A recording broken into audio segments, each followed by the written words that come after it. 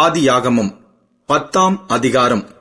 நோவாவின் குமாரராகிய same, com, யாப்பேத் என்பவர்களின் வம்ச வரலாறு. ஜலப்பிரளயத்துக்கு பின்பு அவர்களுக்கு குமாரர் பிறந்தார்கள்.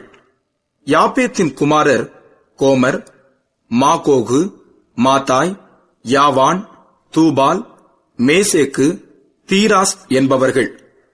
கோமரின் குமாரர் அஸ்கினாஸ், ரீபாத்து, தொகர்மா என்பவர்கள். யாவானின் குமாரர் எலிசா, தர்ஷீஸ், கித்தீம், தொதானீம் என்பவர்கள். இவர்களால் ஜாதிகளுடைய தீவுகள் அவனவன் பாஷையின்படியேயும் அவரவர்கள் கோத்திரத்தின்படியேயும் ஜாதியின்படியேயும் வேறு வேறு தேசங்களாய் பகுக்கப்பட்டன. காமுடைய குமாரர் கூஷ், மிஸ்ராயிம், பூத், கானான் என்பவர்கள். கூஷுடைய குமாரர் சேபா, ஆவிலா, சப்தா, ராமா, சப்திகா என்பவர்கள். ராமாவின் குமாரர் சேபா, திதான் என்பவர்கள். கூஷ் நிம்ரோத்தை பெற்றான். இவன் பூமியிலே பராக்கிரமசாலியானான். இவன் கர்த்தருக்கு முன்பாக பலத்த வேட்டைக்காரனாய் இருந்தான். ஆகையால் கர்த்தருக்கு முன்பாக பலத்த வேட்டைக்காரனான நிம்ரோதைப் போல என்னும் வழக்கச் சொல் உண்டாயிற்று. சினேயார் தேசத்திலுள்ள பாபேல், ஏரேக், அக்காத், கல்னே என்னும் இடங்கள் அவன் ஆண்ட ராஜ்யத்திற்கு ஆதிஸ்தானங்கள். அந்த தேசத்திலிருந்து அசூர் புறப்பட்டு போய் நினிவேயையும் ரெகோபோத் பட்டணத்தையும் காலாகையும் நினிவேக்கும் காலாகுக்கும் நடுவாக ரெசேனையும் கட்டினான். இது பெரிய பட்டணம். மெஸ்ராயிம் லூதிமையும் அனாமிமையும் லெகாபீமையும் நப்தூகிமையும் பத்ரூசிமையும் பெலிஸ்தரின் சந்ததிக்கு தலைவனாகிய கஸ்லூகிமையும் கப்தூரிமையும் பெற்றான். கானான் தன் மூத்த மகனாகிய சீதோனையும் கேத்தையும் எபூசியரையும் எமோரியரையும் கிர்காசியரையும் ஈவியரையும் அர்கீரியரையும் சீனியரையும் அர்வாதியரையும் செமாரியரையும் காமாத்தியரையும் பெற்றான். பின்பு கானானியரின் வம்சத்தார் எங்கும் பரவினார்கள்.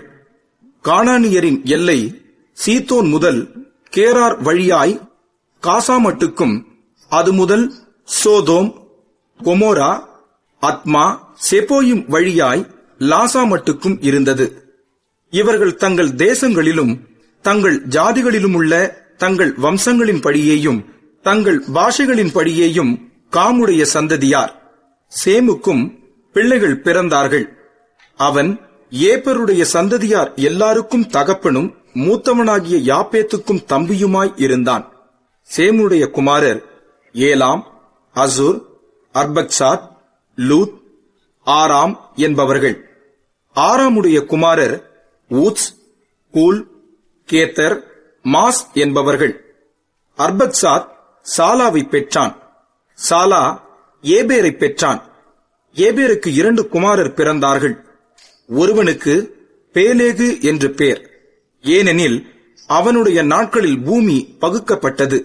அவனுடைய சகோதரன் பேர் யுக்தான்.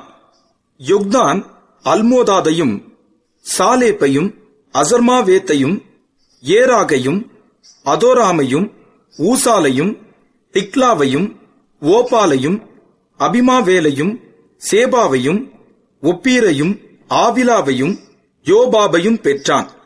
இவர்கள் அனைவரும் யுக்தானுடைய குமாரர்.